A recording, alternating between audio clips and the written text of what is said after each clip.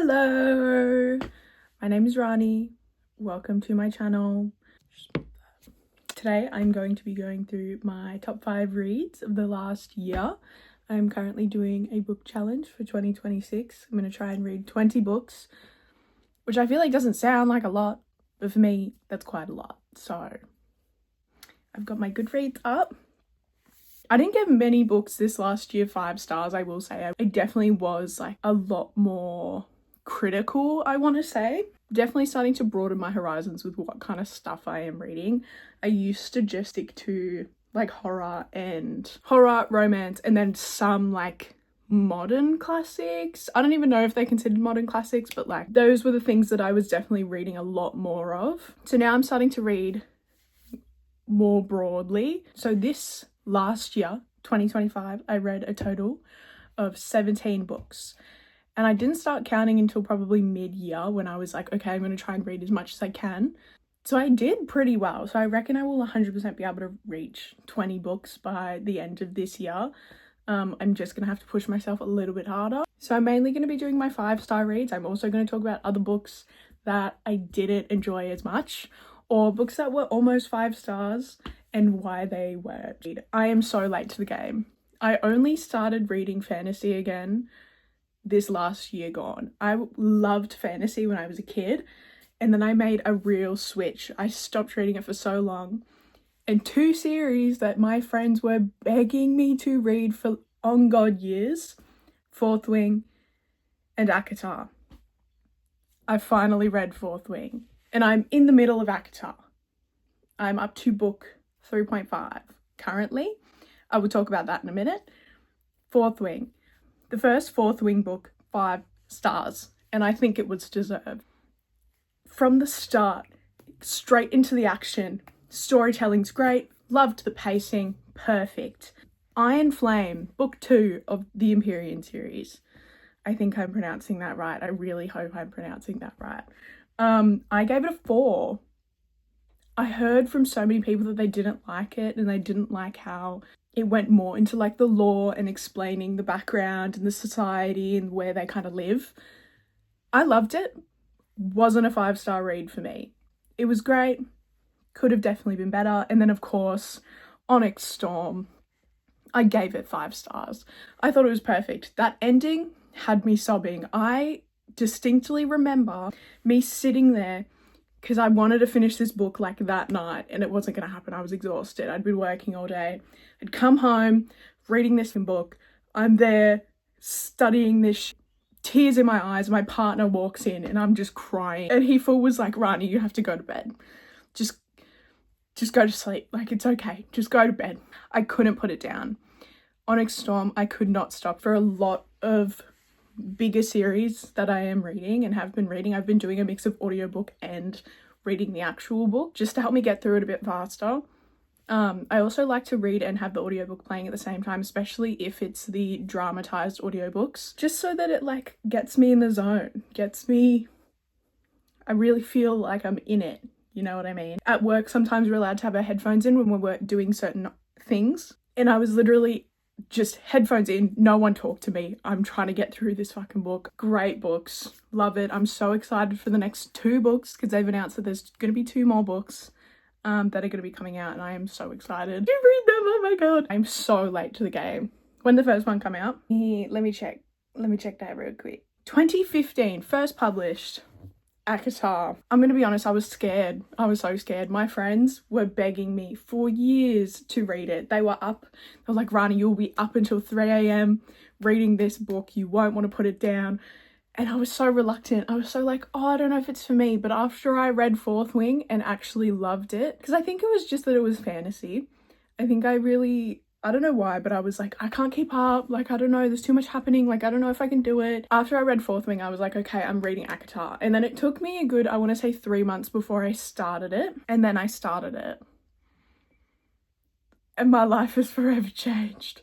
Oh my god. I loved it. I loved it. The first book I only gave 2 stars because it was good. I wasn't sold at that point. when it got to, I knew I was going to keep reading. I was still definitely interested and engaged with the story. I don't know why, but for some reason it just didn't click then for me. So many people said that the first book you kind of just got to get through, and then once you get through it, you'll never look back. And that was 100% right. I think that's another thing that put me off reading it for so long, was because so many people were like, yeah, you just have to get through the first book. And I was like, I don't want to do that. I don't want to just have to get through the book. But now I'm currently up to A Court of Frost and Starlight, book 3.5. I am planning on collecting all the Night Court editions because I think they look so much prettier. I've got the original red ACOTAR cover, and then the rest of the books I've bought in the Night Court editions, and I will eventually replace my copy of the first ACOTAR. I'm loving it. My second 5-star book is A Court of Mist and Fury. That book, oh my god, so much happens, so engaging. The character development for everyone is massive. It was insane, absolutely insane. 5 stars all across the board. I've been told that this is probably the best book out of all of them. I can see why. And I'm a little disappointed because I obviously want like that to carry on, and it's not, but it's still great. Like, I'm still loving the time that I have spent, especially reading Court of Wings and Ruin. I gave that one 4 stars. Still loved it, but Mist and Fury is just top tier. Like, it's just so much better. Anyway, on to the next book. I read the Mindfuck series this year. I read it on my Kindle. So keep in mind when I say this is that I read it like by the small books. I didn't buy the big book. Most of the books in the Mindfuck series, I rated 5 stars. The last book, hear me out. The ending, I was slightly disappointed. I love how it all came together. I feel like I had no more questions. Everything had been answered. They dealt with everything. It felt like something was missing from that ending. It felt like there should have been more to it. And I don't know what, I don't know how. I've had talks with my friends about, you know, what I think there should have been. And I don't know what there should have been. But it just felt like something was missing. It felt like I needed more. So I was slightly disappointed, but I still did give it 4 stars because it is still a great book and I still highly recommend reading it. There were definitely moments where I felt like it dragged a little bit, but even then, like, I still felt very engaged and very like, I need to keep reading, I need to get through it. We read 2 books that I would like to talk about now. One of them is Animal Farm. I read it in high school. I feel like I can't remember what age I was when we read it. I want to say I was in year 9, year 10. And I feel like at the time I didn't fully grasp all of the ideas and what was actually happening. I feel like I could at a very basic level, but now reading it again as an adult, being able to fully understand everything that's kind of going on and being able to relate it to what's happening in the world currently, especially right now. What was cool about it as well is I still had my copy from whenever we did it in school, and it still had all my sticky notes and notes in the book. It was interesting going through and seeing what my thoughts were when I first read it versus what they are now, and being able to look at the contrast, like being able to compare it to what's happening currently versus what happened really not that long ago, and how easily we've been able to slide back into this pattern, into these very basic, like, repeating of history. Like, it's just happening again. Like, it's all just happening again.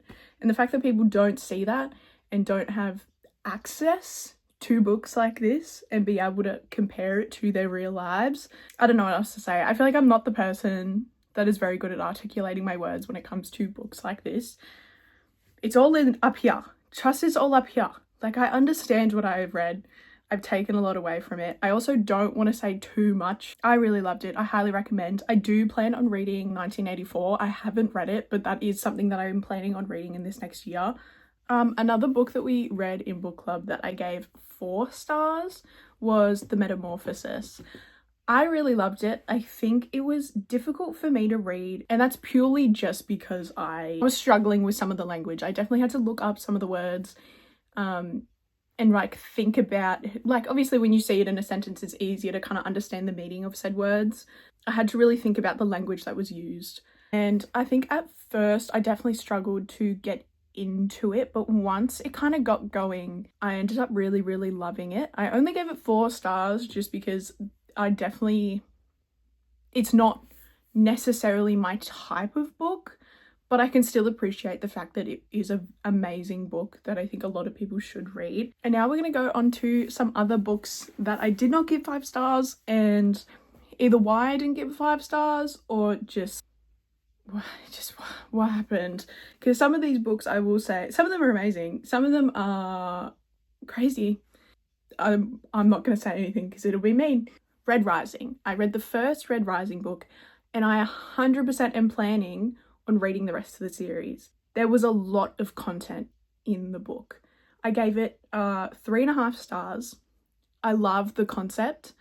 I loved the ideas. I just found it really hard to keep up in certain parts of the book, without saying too much, with the characters. There were so many introduced at the same time that I kind of struggled to like, okay, who's this person, and struggled to like figure out the relationships. I think it was meant to span over like, I think it was like 3 or 4 years, but it felt, because you're reading it, I'm not reading it over the span of 3 years. It feels like it was so much crammed into one book, and I know that it's definitely just setting the scene for the series. So I am definitely planning on continuing to read it. I just needed a little break to read some other things before I go back to it. And will it be in the near future that I continue the series? I'm not sure. Another book that I read this year was Tender is the Flesh. I loved this book. I gave it 3.5 again, like Red Rising, only because it's a translated book. I want to put that out there firsthand. Me personally, I struggled to read it because it was a translated book. I think there were definitely parts where I got a little bit confused when it came to the words and the language that was used. But at the same time, I thought it was a beautiful, beautiful book. But the story in general was, I feel like the concept, what am I thinking? The concept itself isn't anything crazy. It is, but it isn't. I think if we were to change our perspectives on certain things that we currently have in the world, it wouldn't be that crazy. But seeing it played out from the perspective of this character, someone who works in that industry, someone who's against this said industry, anyway, I feel like I should tell you what the book's about. Anyway, I know I literally haven't done it for any of the other books, but I'm going to tell you a tiny bit of what this book is about, just so you can understand what I'm about to say. It's about a character who lives in a world where all of the animals have been hit with a disease that has either killed them off or makes them unedible. So if a person were to eat them, it would kill them. There's a couple of references at the time to like birds. Everyone's really scared of birds and will go outside with umbrellas because they don't want the bird poop to fall on them. They'll get sick and die. So instead, the meat industry has decided that they'll be raising humans in distinct areas to be slaughtered, used for leather, to basically just replace the meat industry in general.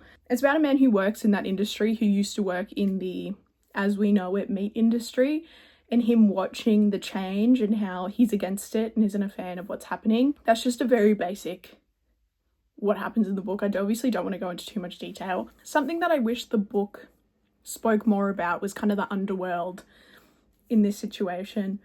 It only really brought it up in 1, maybe 2 chapters, and it would kind of as a passing comment make references to things like the human trafficking side, and just people taking advantage of this system that they have in place. I definitely wish that they just talked more on it. I feel like it would have made it a little more interesting. I hate to say that though, because it was definitely interesting and it was a good book, but I feel like it would have been a 5 star if it had been a little bit longer and if it had gone more into those details. It's only, I think, 175 pages, so it is a short book, and I feel like they could have done a lot more with it. It was another book that I did struggle to put down and really just wanted to smash through it because I really loved it, like I did. These next 2 books that I'm going to talk about are also novellas. This next one is called Dirty Heads, and I gave that one a 3.5 as well. I know, crazy. It was really interesting reading a book from an Australian writer, which I didn't know going into it. There were lots of little references that I was like, oh my god, I know where that place is, or I know that thing, which I feel like I don't get super often, and has definitely made me want to read more of Australian writers. But it was interesting, kind of tackling the themes of grief and shame. And it was an interesting short story, definitely. I just think there were certain parts where it lost me a little bit, just in terms of relevance. I had a lot of questions once I came out of the book. What I loved is the chapters went backwards. So I think it starts at 13 and it makes its way to 0, kind of counting down to New Year's, just describing kind of how we got there, but from a child's perspective, which was really interesting. It has monsters to kind of represent adult things from the perspective of a child, and kind of how they rationalize it in their brain and make it a story to kind of deal with grief and trauma. Another novella that I read this year was Hunger. It is another translated book. I both listened to the audiobook and read this one. It was one that I had heard about a little while ago. Someone told me it was really, really good, and I read it and I really, really loved it. I did give it 3.5 stars again. I'm just really loving the 3.5s. The reason that I gave it a 3.5 is because it was definitely different to what I was expecting. When it comes to a lot of these novellas and shorter stories, I don't like knowing much going into it. I like to go in blind. I don't want to be told what the story is about or anything like that when I go into it. And it was just different to probably what my expectations of it was. This couple's life together, how they met, how they came to be, and why they ended up in the situation that they are in right now. It talks a lot about kind of generational trauma and debt and just certain standards that come with living. I believe it's set in Korea. I could be wrong. I did read it a little while ago. The author is Korean, so I'm assuming that the book is set in Korea, but there's certain standards that come with being and living in Korea, especially as a young person. I found it to be really interesting and just a different perspective, because obviously I have no idea what that's like. I feel like there are lots of things that you hear about when it comes to things like, say, loan sharks. Like, I feel like everyone knows the concept of like what a loan shark is, but learning smaller details about how it actually affects your life and how it will affect your family and everything around you, I found it to be really, really interesting. All right, we're getting to the books that I actually don't think that I recommend. And please, no hate. I really don't want any hate for this one, because I know everyone loves it. I know everyone loves it, but I couldn't do it. Haunting Adeline is the first one that I don't recommend. The concept sounded really interesting to me. It sounded good. Dark romance. Love it. It didn't do it for me. It felt rushed. I honestly gave it a 1 star. This is no hate to the author. This is no hate to the people who did enjoy reading it. It wasn't for me. I don't know if I can say this on the internet but like, I didn't like it. I just didn't like it. I feel like it was too much. You know, consent is sexy, is I feel like the most that I'm gonna say. Consent is sexy. We love consent. When I got to the gun scene, the infamous, everyone knows gun scene, I put the book down for 6 months. I did not pick it up. I tried to continue reading. I found it really, really difficult. Eventually, I kind of just forced myself to finish it. I know that's not even that far into the book. I kind of just forced myself to finish it. I feel like the characters, we know so little about a lot of these characters. Tell me more about this character that I'm meant to be enjoying and liking. Like, I want more to my characters. I don't want them to just be these two-dimensional people, like with just a name and that's kind of it. Like, I have a very basic concept of the characters. There is a YouTuber that did a really, really good video on it. Let me find it because I really, really liked it. Nikki Carrion, I believe that's how it's pronounced. I don't know, I could be wrong. Made a YouTube video a year ago from when I'm filming this, that said, I read TikTok's most problematic book. I do recommend you watch her video because I 100% agree with 99% of what she was saying in that video. I honestly just found it nice to know that I wasn't the only person thinking this, because it has so much love online. Like, everyone loves it. And I was excited to read it. It just wasn't for me. It just really wasn't for me. But that's okay. If it's for you and you love it, great. Keep loving it. You know, we need authors to be making money. but sadly it just wasn't for me. I haven't read the second one. Will I read the second one? I'm at maybe. I don't know. I feel like I need to read the second one to say that I've finished it, like properly finished it. But at the same time, I don't think it's necessary. The next book that I don't recommend that I read this year. Now, I will state, this book is a part of a series, but I've been told that